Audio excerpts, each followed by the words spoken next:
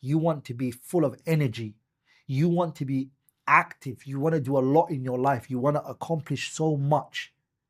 You want to be the type of person that when people see you, they see someone who is full of so much energy. Somebody who's always happy, always ready to do things, not lazy. In the remembrance of Allah, you receive that.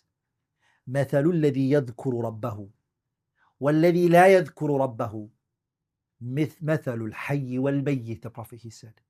The example of the one who remembers Allah and the one who doesn't remember Allah, what are they like, both of them? It's like someone who's alive and someone who's dead. The death here, my brothers and sisters, does not mean passed away. It means that the person is a walking dead individual. He is feels like